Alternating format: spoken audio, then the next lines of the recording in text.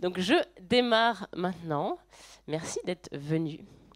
Et en fait, c'est vrai que vous êtes nombreux et nombreuses. Et je sais pas. Vous savez garder un secret? Non, merde. Merde. Personne sait garder un secret? Ah, merci. Parce que sinon, je suis foutue parce que c'était ma condition, quoi. Je peux vous faire confiance? Oui. Bon, de toute façon, c'est pas filmé, donc ça va. Ok, cool. Euh, Faut que je vous dise un truc. Enfin, vraiment, même mes parents, ils savent pas. Je suis coach agile. Ouais. Oui, merci. Merci pour votre soutien. Il y a des coachs agiles dans la salle? Soyez pas timide, il y en a que 3, 4, 5, 6. Ah, juste 6. Et comment tu t'appelles? Julien.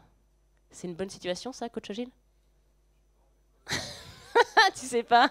On verra. Peut-être pas dans une heure, ok? Non, je vais être gentil, je vais être gentil. Et les autres, vous aimez bien les coachs agiles? Oh, j'adore. Ah, vous n'êtes pas du tout représentatif, hein? Mais bon, ok, mais c'est sympa. Je me sens beaucoup mieux déjà, merci. Euh, donc aujourd'hui, moi, je vais vous partager mes plus beaux plantages en tant que coach agile. Donc je vais parler que de la merde que j'ai fait, ok? J'en ai sorti 8 règles pour faire un truc un peu intelligent, mais je vais parler que de plantage. Et je vais vous commencer par une histoire qui s'est passée dans ma dernière mission. Ah, j'ai oublié de faire un truc super important. Je vais remercier les sponsors. Merci les sponsors qui nous permettent d'être là aujourd'hui tous ensemble. Et qu'est-ce qui s'est passé dans ma dernière mission en agilité? En fait, j'ai remarqué que coach agile, c'est un peu comme agent secret. C'est-à-dire qu'on a une couverture, et moi j'ai vraiment besoin de ma couverture. Et bon, ma dernière mission, j'ai été recrutée en tant que coach agile, et on m'a dit, surtout, faut pas que tu le dises. Dis pas que t'es coach agile. J'ai dit, ok. On a fait un brainstorming pendant des heures. On a réfléchi.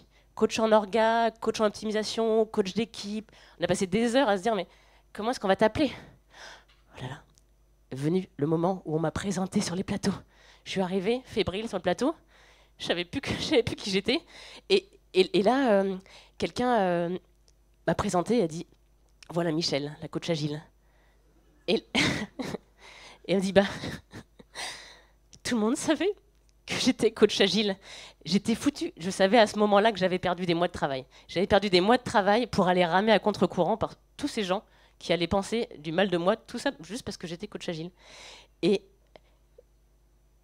et j'avançais du coup contre tous ces gens qui en fait voulaient pas bosser avec moi parce que j'étais coach agile. Pourquoi ils voulaient pas bosser avec moi? Parce qu'ils s'y connaissaient super bien, ça va l'agile quoi. Bah, on est tous un peu agiles, non? Bah, c'est vrai, on est un peu comme Monsieur Jourdain, quoi. On fait de l'agilité sans le savoir. On vous l'a dit celle-là déjà? Ouais, ouais. Bah ça va, on m'a aussi dit. Agile, attends. J'ai fait une formation Lego il y a 3 ans, je suis agile? Euh, non, je crois pas, mais ok. J'avais que des remarques comme ça. Et j'avais aussi quelqu'un, parmi les managers que je vais accompagner, qui était pour le coup super douée, hein. Elle était méga douée en ligne, méga douée en agile. Et j'étais un peu comme avant question pour un champion quand j'allais en réunion avec elle. Je me disais, oh, mon Dieu, elle va trouver un truc que je sais pas. Je révisais le Scrum Guide frénétiquement pour pouvoir savoir mieux qu'elle quoi faire. Et, euh, et ça a duré beaucoup de réunions jusqu'au jour où elle a abdiqué. Elle s'est dit, oh, peut-être que j'ai un truc à apprendre de toi. Alors moi, mon conseil, déjà, pour vous, parce que je vous invite à pas faire les mêmes erreurs que moi, évidemment, c'est de ne jamais avouer que vous êtes coach agile, même sous la torture. Et bon, faites comme vous voulez, hein. Bon, c'est mon conseil. Et euh, cette personne, on a super bien bossé ensemble le jour où elle a accepté de bosser avec moi. Elle a accepté de bosser avec moi ce jour-là, et avant, c'était pas la peine d'essayer de la forcer à faire quoi que ce soit avec moi. Et c'est la même chose avec tous les autres managers qui disaient bah, agile. De toute façon, je suis déjà agile. Qu'est-ce que tu peux m'apporter? Ce que j'ai remarqué aussi avec ce sujet d'agilité, c'est le mot. Je ne sais pas si ça vous est déjà arrivé de vous rendre compte que vous dites tous, vous parlez tous d'agile, d'agilité, mais qu'en fait personne vraiment sait ce que ça veut dire. Moi, j'ai quand même l'impression que les mots ont un sens. Et Et quand j'étais en charge de la transfo agile chez Fortuneo, j'ai quand même mis 1 an à dire en fait, on parle de la même chose ou pas? Parce que j'avais vraiment pas l'impression qu'on parlait de la même chose, hein. Moi, j'avais des rêves avec toute mon équipe incroyables.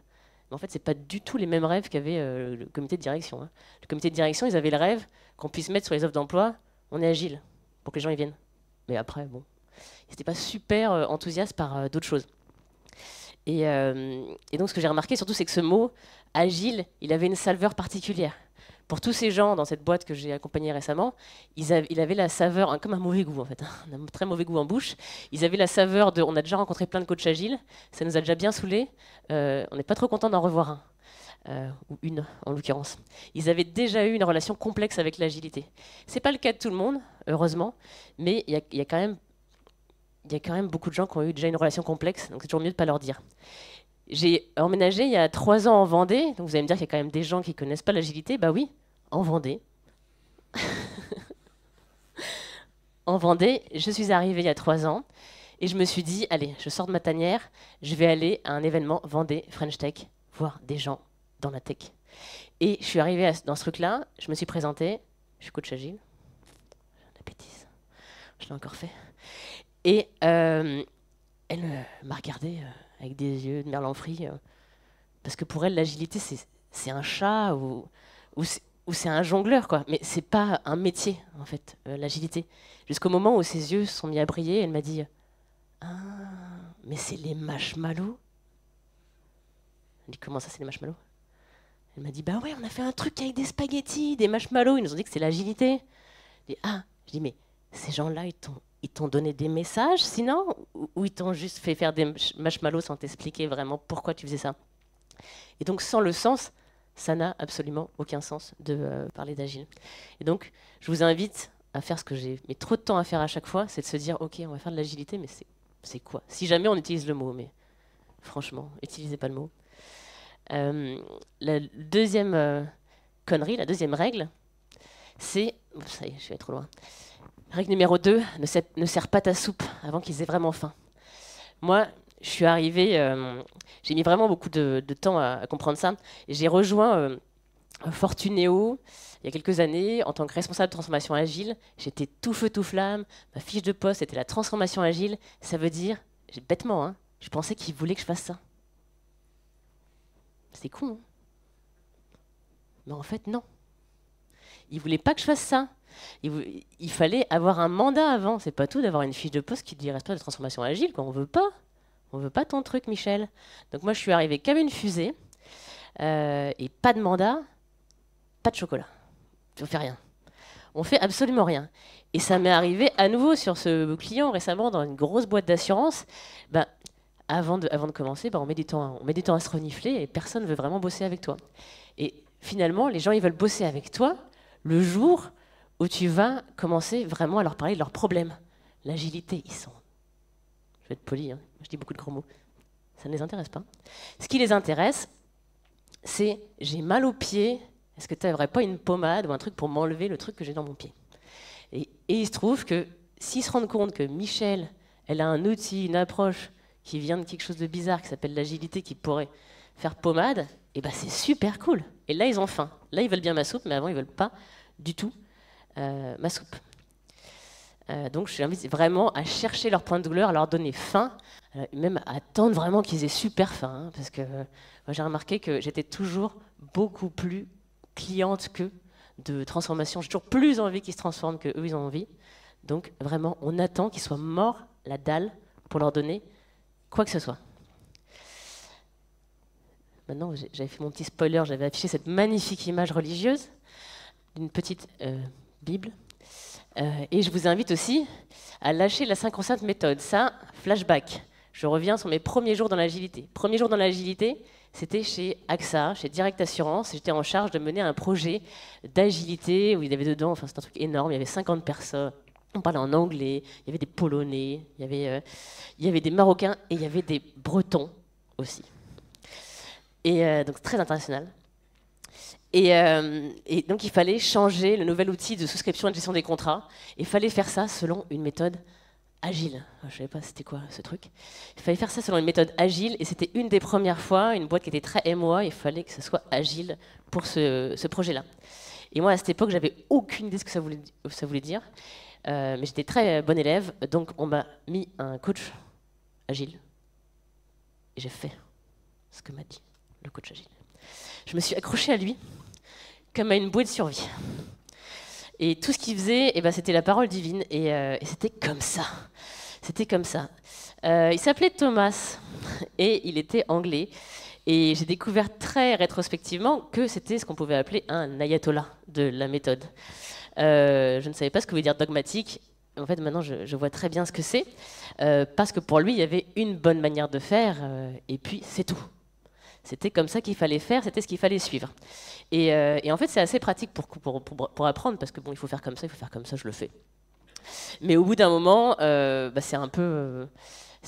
le costume est un peu petit hein, pour faire l'agilité et suivre exactement la règle. Et donc les développeurs, ils s'impatientaient, ils captaient rien à ce que je leur forçais de faire. Ils voyaient pas l'intérêt des réunions, et moi j'étais bien en peine de leur expliquer, parce que moi non plus.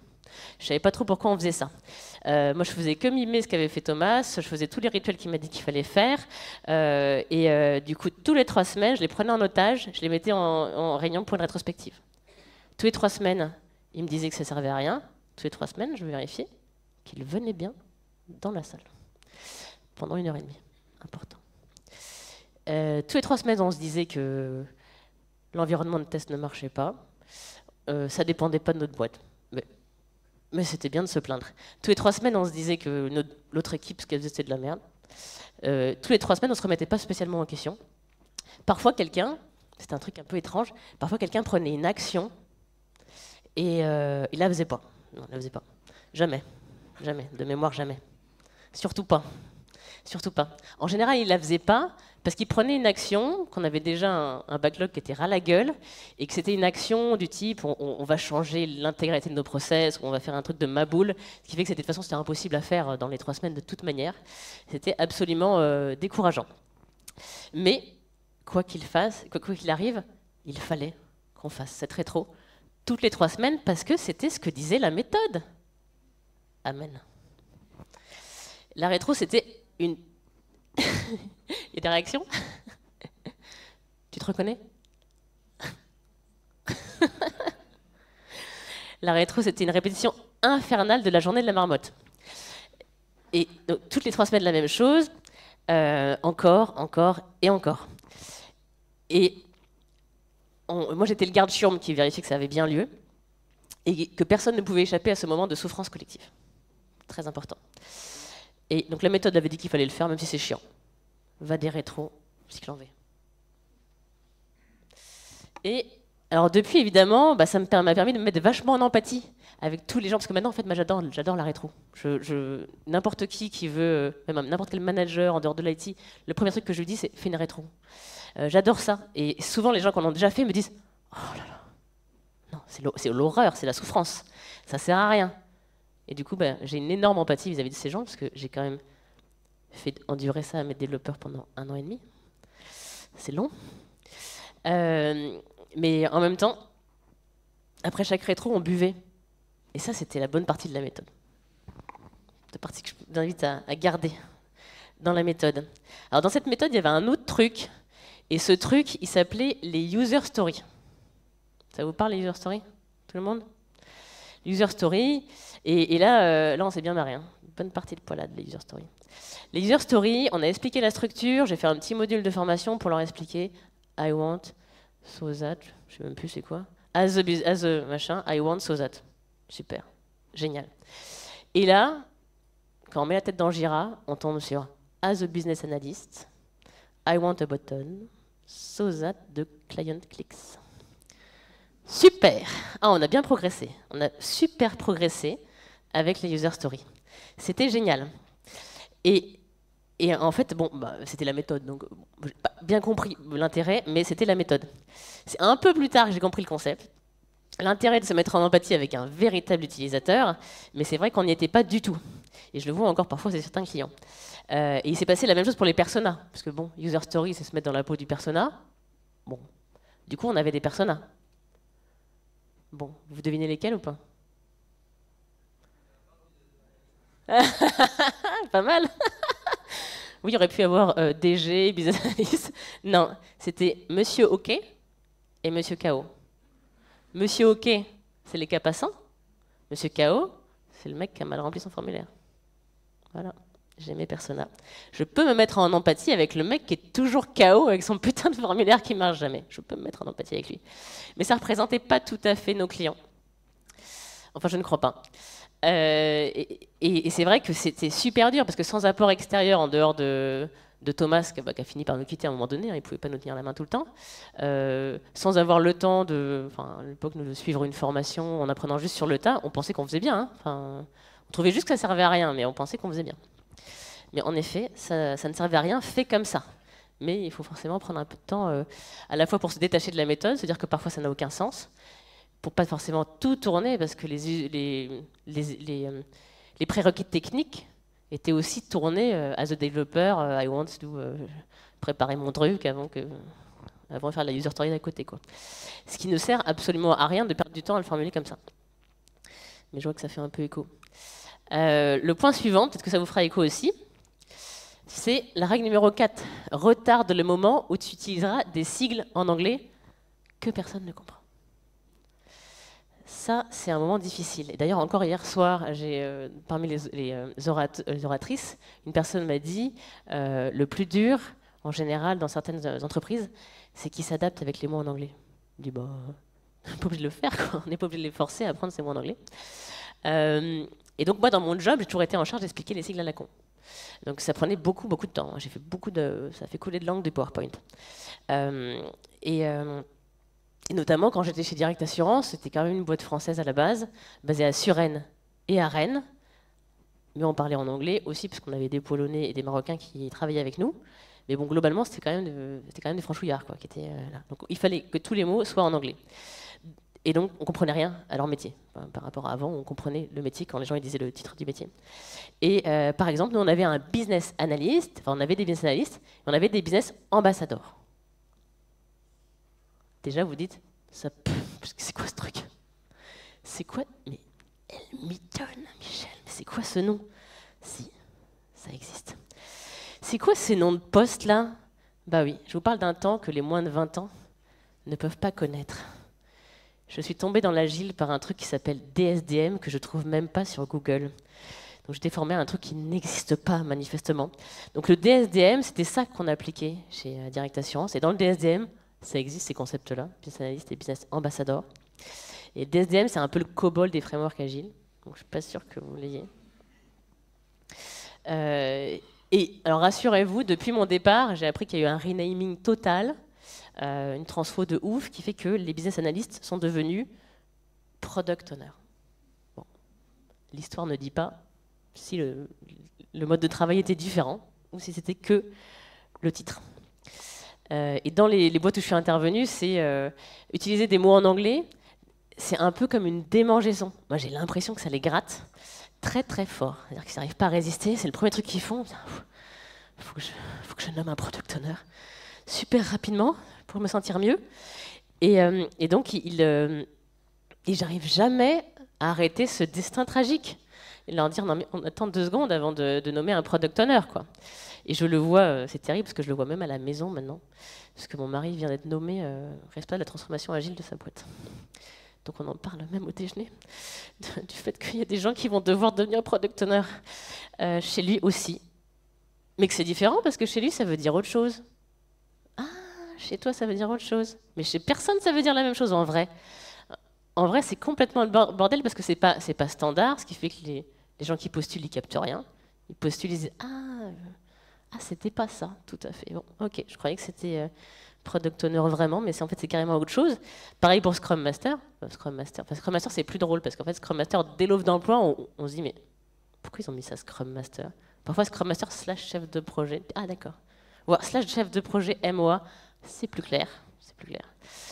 Et souvent, notamment chez Fortuneo, si jamais on torture un peu les product owners, même pas très longtemps, hein, si on leur fait une petite pique sur l'épaule, on leur demande c'est quoi ton job, ils finissent par avouer je fais de la MOA. Donc je ne fais pas tout à fait du product. En tout cas, pas chez nous. Enfin, pas chez Fortuneo.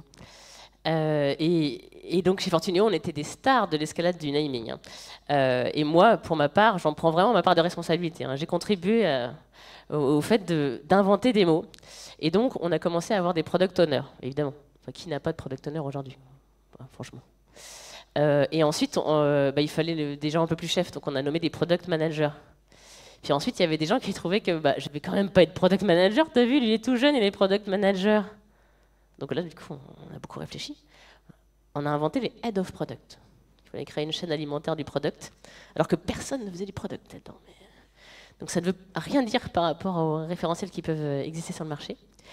Et c'est ça le problème pour moi. C'est le fait qu'on reprenne des mots qui n'ont pas de sens, qui n'ont pas le même sens que le mot standard sur le marché. Ce qui crée de la confusion chez les gens qui sont recrutés, qu'on essaye de... C'est un peu fait exprès, ça, la confusion pour recruter les gens. Et ça crée de la confusion aussi en interne, avec par exemple la personne des RH, la personne du juridique, la conformité, du marketing, qui dit ok, du coup, qui sont ces gens? Quel est leur rôle exactement? Et ça, surtout, ça m'a donné beaucoup de travail avec mon équipe, parce que j'ai fait couler beaucoup d'encre digitale sur des PowerPoint, à n'en plus finir pour réinventer le monde et réexpliquer encore et encore qu'est-ce que ça voulait dire ces mots qu'on avait inventés en anglais. Et donc je vous invite à essayer de ne pas plonger tout de suite. Je sais que c'est super tentant de mettre ces mots en anglais, mais inventer plutôt des mots où on comprend ce que font les gens. Alors une connerie, donc je suis vraiment pas fière. Ce sera ma règle numéro 5. Alors là, j'en suis vraiment pas fière. Je vous invite à ne pas mettre la pression aux équipes. Car oui, j'ai fait ça. J'ai mis la pression aux équipes. Sur les story points. Vous utilisez des story points? Non, oui, non, j'en vois non, oui, non. Ah, il y a débat, hein. Il y a débat. Je suis d'accord avec le débat. Et en fait, j'ai un peu honte de le dire, mais j'ai utilisé les story points pour mettre la pression aux équipes.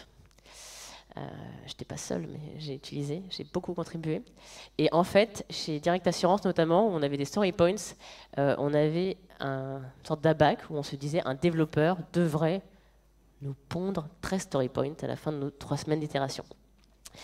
Et donc, à la fin des 3 semaines d'itération, s'ils sont à peu près 8, ils prennent un peu de jours de vacances, je devrais avoir 100 points.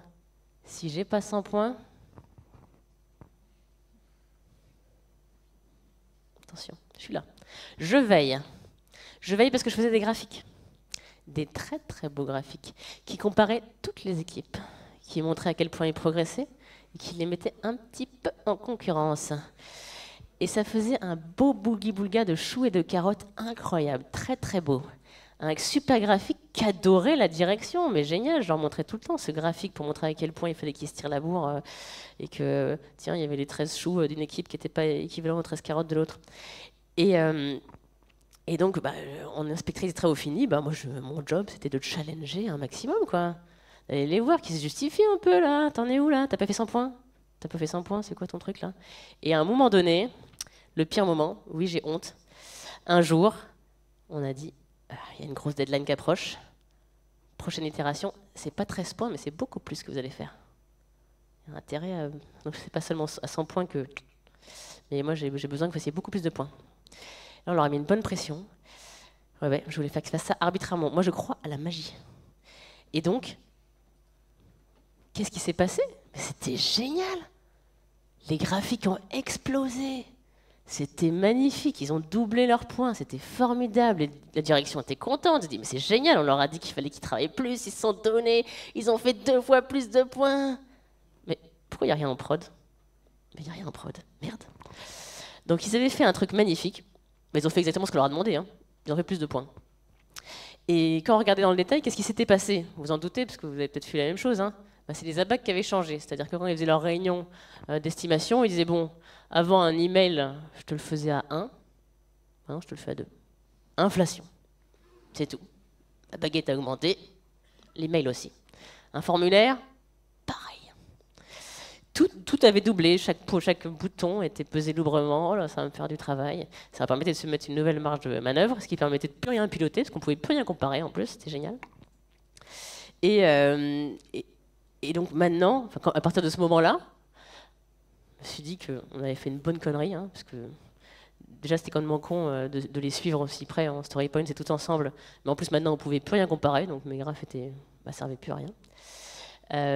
Et donc évidemment je vois des gens qui disaient bah moi je fais pas de story point. Bah, je suis d'accord, moi je suis arrivé, ensuite je me suis dit mais no estimate, on arrête les story points. Bon, maintenant j'ai pas d'avis, hein. Vous faites ce que vous voulez en fait. Vous faites ce que vous voulez, mais en fait j'ai pas envie de savoir j'ai pas envie de savoir en fait les story points qu'ils ont ou qu'ils ont pas. C'est le problème ou c'est la solution, c'est l'outil de l'équipe, et j'arrête de saouler une équipe avec ces story points et surtout j'arrête de les comparer à d'autres. Pour moi c'est absolument un temps inutile où j'ai passé beaucoup de temps à faire des très jolies couleurs, à mettre à jour des graphiques, à faire des réunions avec la direction, surtout à saouler les équipes pour aucun intérêt, aucune valeur. Alors un autre learning pour moi, c'est la direction. Ouais, il y a des micros, je sais pas. Je censurerai, je sais pas, je vais voir. Oui, je ferai les questions. La direction, moi c'est un des trucs qui me tient le plus à cœur. Le fait qu'il faut avoir la direction à bord, en tout cas aujourd'hui. Pourquoi ça me tient à cœur? Parce que c'est encore un truc sur lequel je me suis chié dessus. Donc je vous partage ça, ne faites pas la même erreur. Je suis arrivée chez Fortuneo et une des conneries que j'ai faites, c'est que j'ai supprimé les points avec le comité de direction. Pourquoi j'ai fait ça? Pourquoi j'ai fait ça? Parce que sur le coup, j'avais une collaboratrice, une consultante externe et la manager de la consultante externe. Donc ça me coûtait un demi-bras en fait. La collaboratrice, qu'elle faisait? Elle faisait un benchmark de tous les lieux un petit peu exotiques et sympathiques où on pouvait se rassembler. Elle choisissait un bon traiteur, elle faisait la logistique pour avoir un moment très agréable, parce que le comité de direction a besoin de chaises molletonnées et de bien manger le midi. On avait la consultante qui nous préparait un agenda. Comme les gens se déplaçaient, ça durait une journée entière, mais bien gavée. Et donc un PowerPoint qui permettait de tenir 8 heures sans pause. La manager l'aidait à produire ce magnifique PowerPoint, éventuellement prenait la parole pendant la réunion, et ensuite il passait des heures carrées à faire le compte-rendu de tout ce que la Terre entière avait pu dire pendant une journée. Ça prenait donc un temps de dingue. Mais jusque-là, tout allait bien, parce que c'est une boîte de conseil qui le faisait. Plus ma collaboratrice qui me disait ça me fait quand même chier de passer beaucoup de temps à faire la logistique pour trouver ce lieu. Et quand elle m'a expliqué tout le temps que ça lui prenait, je disais mais pourquoi est-ce qu'on fait ça dans un super lieu? On a des locaux, quoi. Et puis ils sont super, on va le faire dans nos locaux. Et puis en plus on est dans un groupe. Fortuneo c'est dans le groupe Arkea, donc on a plein de locaux en fait. Le temps de faire le tour, c'est encore mieux. Enfin c'est encore mieux. Sinon c'est pas aussi bien que dans un hôtel, quoi, mais c'est quand même bien. Et donc j'ai commencé à faire mon auvergnate là. J'ai géré le truc en mode décroissance. D'abord, je dis finito, le traiteur, là, ça va, on n'est pas obligé de manger super bien. Finito, les trucs à l'extérieur au vert, on va le faire à la maison, quoi. Donc on arrête les frais et on le fait dans nos bureaux.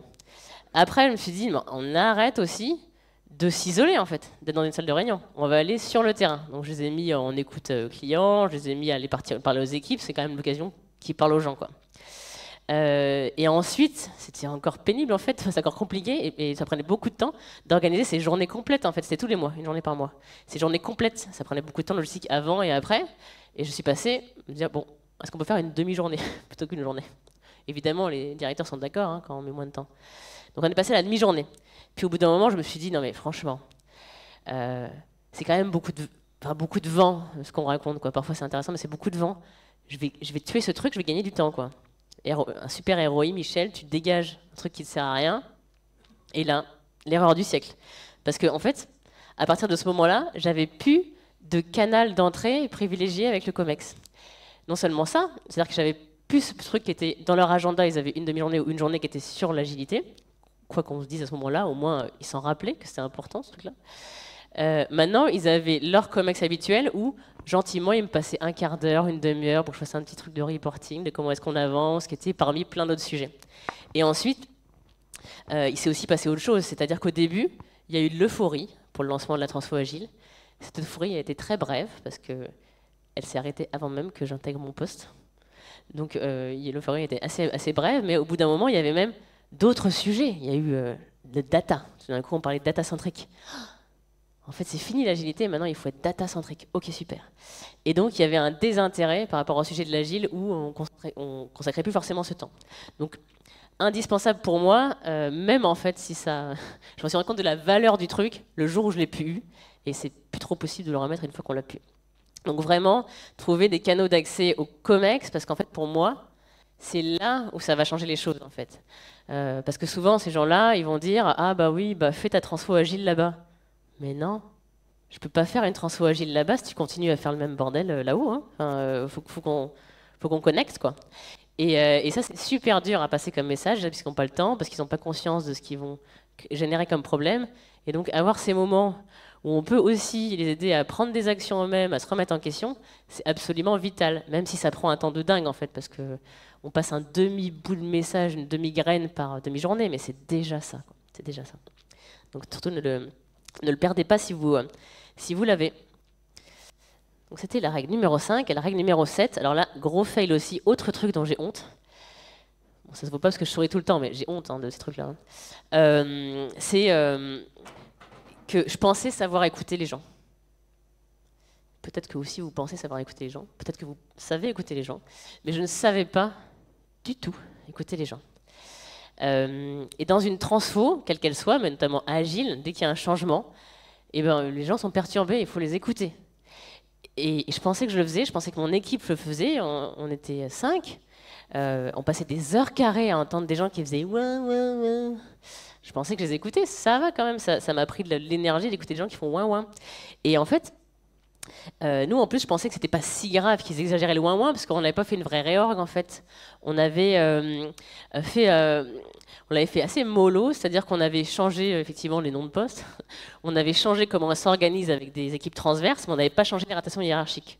Donc ça va, tu restes à peu près avec le même manager, tu restes avec les... Enfin, ça va, ça change pas totalement ta vie. Mais en fait, ça va pas. Ça va pas parce que ça chamboule plein de managers, notamment plein de managers qui se sont dit, mais qu'est-ce qu'il faut qu'on fasse qu'on fait pas déjà? C'est quoi un manager agile? Et du coup, c'était très compliqué pour beaucoup de managers, d'autant plus que, bon, faut dire que le cabinet de conseil m'avait savonné la planche big time. Avant que j'arrive, ils avaient fait une présentation avec un slide en 2 morceaux. Peut-être que c'est une slide connue, je sais pas, j'ai toujours voulu la retrouver, ma petite Madeleine. Une slide en 2 morceaux, il y avait une personne coupée en 2. D'un côté, le manager à l'ancienne, un peu 19e siècle, col blanc, le gars qu'on n'aime pas. Et à droite, le mec avec la petite moustache stylée, trop le style du manager moderne, agile. Et donc on leur a montré cette slide, on s'est dit, bon maintenant, on est trop stylé, on est agile. Et donc ce qu'ils ont entendu, c'est, aujourd'hui, t'es un peu ce mec dégueu à gauche là de la slide. Et je crois qu'ils avaient raison de comprendre ça en fait comme message. Je ne sais pas ce qu'on devait comprendre autre chose. Donc en gros, moi, je passais derrière ce magnifique présentation qui leur avait dit les mecs, vous êtes archaïques, on se bouge le cul pour être agile. Mais sans dire c'est quoi. Donc du coup, à part avoir une moustache, mais c'était pas aidant quoi. Et donc forcément, ils avaient besoin d'écoute. Et moi, j'ai donné du temps de mon agenda, mon équipe du temps aussi. Et en fait, je pensais que c'était suffisant d'avoir passé du temps, les écouter. Oui, c'est compliqué d'être un manager agile. Ok, très bien. Et jusqu'au jour où il y a un des managers qui allait voir qui a échangé avec la DRH et qui lui a dit Michel ne m'écoute pas. Comment? Et la DRH vient me voir et me dit mais pourtant, je t'avais dit de prendre rendez-vous avec lui, tu l'as pas fait? Bah si, je l'ai fait. Mais je l'ai écouté des millions d'heures. Enfin, franchement, c'est mon cauchemar, ce gars. Il y a toutes mes équipes qui ont passé des millions d'heures avec lui à l'écouter se plaindre et tout. Et je l'écoute pas. Probablement qu'il avait raison. Parce qu'au fond de moi, je ne mettais aucune place pour écouter son désarroi, quoi. Enfin, j'étais là pour écouter, dire ouin ouin, mais ouais, bouge-toi le cul. Ouin ouin, mais faut que ça change quand même, quoi. Mais j'étais pas du tout en train de me dire voir à quel point c'était compliqué pour lui. J'ai appris bien plus tard, quand je me suis formée au coaching systémique, c'était quoi d'écouter en fait, c'était quoi l'empathie, c'était quoi la reformulation qu'on peut utiliser pour montrer qu'on écoute les gens, et puis peut-être même pour s'intéresser un peu à ce qu'ils disent. Et j'ai aussi appris que c'était le seul moyen de les faire bouger. C'est pour ça que c'est pas seulement, je vous invite pas seulement à vous faire du mal en écoutant les gens qui se plaignent, mais je vous invite aussi à le faire d'un côté très manipulateur qui me caractérise, de le faire pour qu'ils bougent. Mais sans leur dire qu'ils bougent, mais le fait de les écouter, de se mettre à côté d'eux, et ben c'est le seul moyen de les emmener ailleurs. Parce que moi, j'ai ramé avec ce gars, complètement ramé, en l'écoutant vraiment trop mal. Et final règle numéro 8. Pour ceux qui étaient à la conf de Steve Evers hier, peut-être qu'ils ont déjà entendu ce message, que j'avais oublié que j'avais dit. J'ai voulu aller trop vite. Je vois des gens, je vois là mon mari là, qui a eu sa nouvelle mission, vouloir aller trop vite aussi. Et quand on est dans un job de chef de projet de transfo, parfois on a envie que ça aille vite. Parfois on a aussi une pression quand même pour que ça aille vite. Moi quand j'ai démarré chez Fortuneo, je croyais en tout cas que j'avais le mandat de faire la transformation agile, et je suis partie comme une fusée. Je suis partie tellement comme une fusée que j'ai cramé en vol. J'ai complètement cramé. Je me suis mis une énorme pression. Bon, j'avais un peu de pression, mais je me suis mis une énorme pression. Il fallait transformer cette boîte et vite. J'avais aucune idée que j'allais avoir des murs en face de moi. Donc je me suis pris le mur direct. Que j'allais avoir de la résistance. Tout ça, ça m'était inconnu. Et en plus, je savais que j'avais que 1 an à 1 an et demi de budget. Donc il fallait que ça se fasse vite fait, bien fait. J'avais des reportings fréquents au Big Boss où on nous comparait toujours avec la Belgique. Ma phrase préférée, que fait la Belgique, qu'on me posait tous les mois. Et on voyait les graphiques de la Belgique qui étaient une super nana, rouleau compresseur, qui disait « Allez, j'ai évangélisé X personnes ce mois-ci, et là, j'ai aussi transformé X équipes, et bientôt, on arrive à 100% dans quelques semaines. » Oh, pas moi. Moi, j'en suis pas là, ça va pas aussi vite, et j'avais pas du tout envie de juste évangéliser. Et je voulais que ça prenne et que ça reste. Et donc je faisais des battles de graphiques et on se prenait un maximum de portes et donc pour tout vous dire, je suis partie en burn-out complet, plus vite super vite. Et en fait, c'était plutôt une bonne nouvelle parce que la transfo agile m'a mis sous médoc. Et sous médoc, j'ai grave gagné en efficacité et en impact. Parce que les antidépresseurs, voilà mon dernier conseil, c'est la clé du coach agile. Ça fait prendre un max de recul.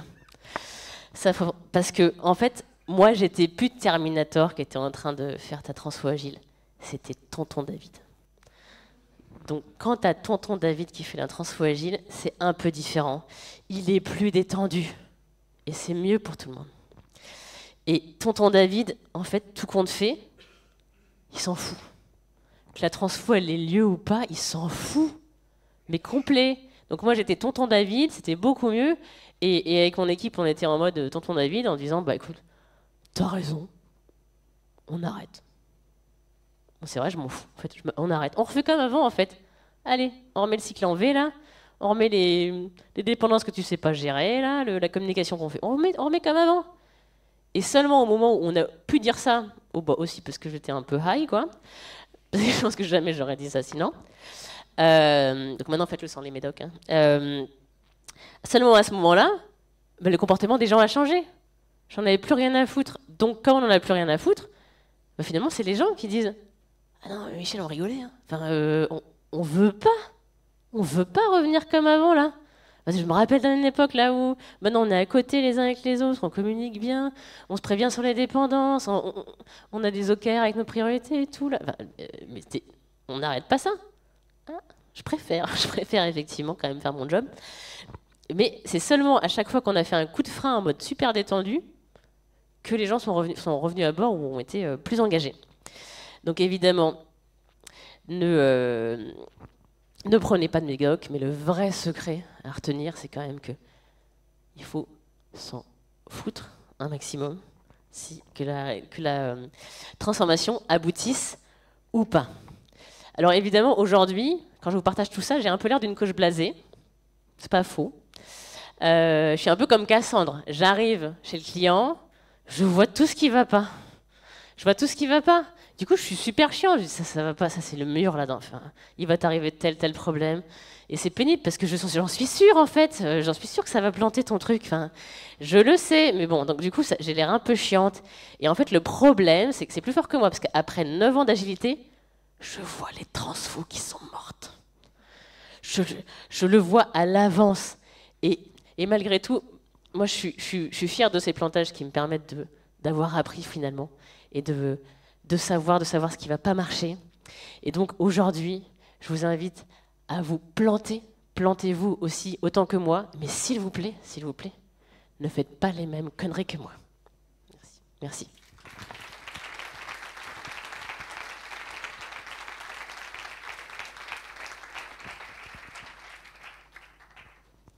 Il y a un micro et il y a l'air d'avoir un bouton allumé. En bas peut-être? Ou en haut, l'un ou l'autre. Ça marche pas?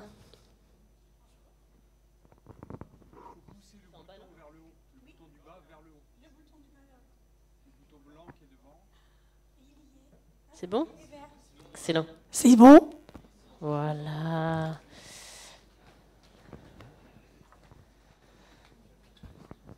Bonjour, merci beaucoup pour la présentation. Juste une petite question par rapport au story point. Tu évoquais le fait de ne pas en mettre. Enfin, moi, je connais que la version où on évalue en US, enfin pour story point les US. Ouais. Et du coup, comment on fait si on n'évalue pas du coup? Comment? Alors il y a d'autres gens. Alors j'ai l'impression Je connais pas les autres méthodes. Hein, j'ai l'impression qu'il y a des sachants peut-être plus que moi sur ce sujet-là. Mais moi, ce que j'ai pu voir, c'était aussi de se dire à la grosse, parce que tu peux avoir sans les story points, se dire en gros, ça a l'air d'être un petit truc, ça a l'air d'un moyen truc ou un grand truc. Et en général, je peux faire une itération avec un seul grand truc, 2 trucs moyens et 4 trucs petits, quoi. Et pas te prendre la tête forcément pendant des heures pour savoir le chiffre exact et pour en faire un report de burn down ou un truc très précis. Oui, effectivement, parce que ton risque, c'est que tu passes 1 heure en sprint planning. Par exemple. Alors, est-ce qu'on prend 59 points, 60, 63? Oui, ouais. Et puis moi, j'ai vu aussi dans certaines sociétés des Scrum Masters qui en faisaient un reporting lors de la revue. C'est-à-dire que c'est aussi du temps qu'ils ont perdu potentiellement pour faire un graphique et du temps que tout le monde perd pour écouter ce qu'ils disent sur ce graphique. Donc, tu n'es pas obligé de faire ça. Enfin, sauf si ça peut être un indicateur. Le seul truc qui est intéressant en agilité, c'est réduire le risque. Donc, sauf si ça peut être un indicateur qui t'aide à réduire le risque. C'est pour ça que moi, j'ai envie de dire, chaque équipe fait comme elle veut. Si elle est plus à l'aise avec les story points, qu'elle ne met pas des heures carrées en sprint planning, et que ça lui permet de réduire le risque, à ce moment-là, elle le fait. Mais si ça sert à rien, pas la peine. Merci. Merci à toi.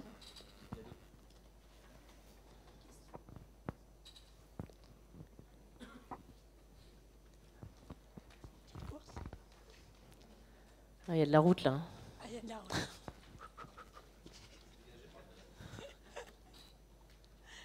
C'était par là.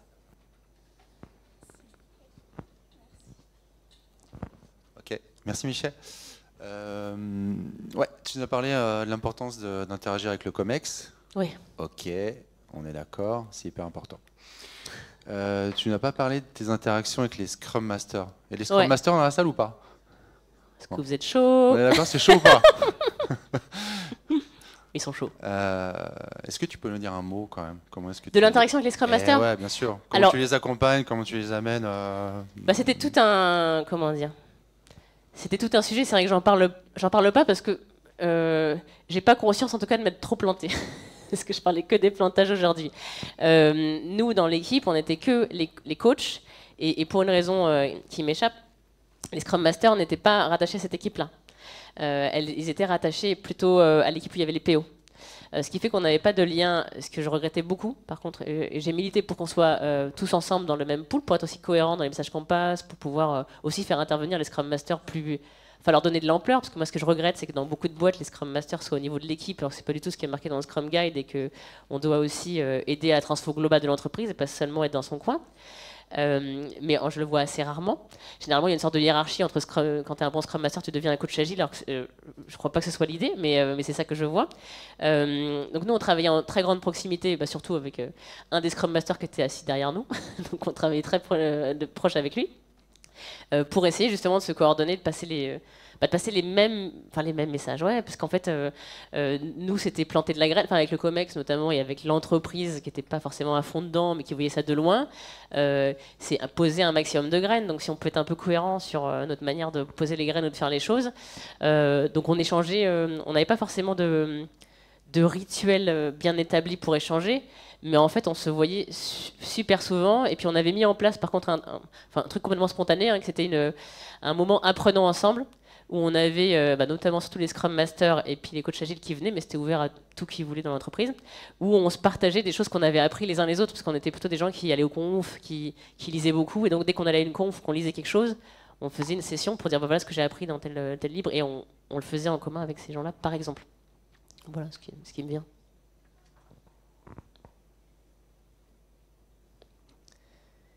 Y a-t-il une autre question? N'ayez pas peur. Ou un témoignage? Quelqu'un qui veut partager un plantage devant tout le monde? Non?